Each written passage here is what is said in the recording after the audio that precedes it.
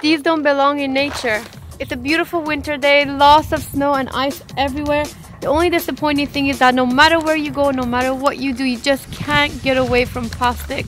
The thing is that you can see plastic that have been left behind. It's probably from the summer and they're going to stay here for who knows how long unless somebody comes and digs it up. Let's do some digging.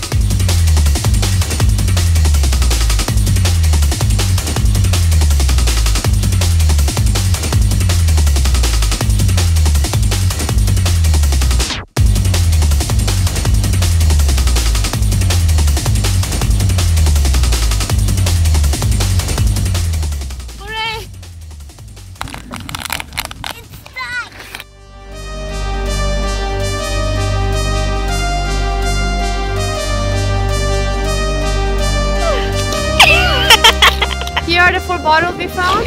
I just hope that people will start using them last, and if they do, I hope they don't leave them behind.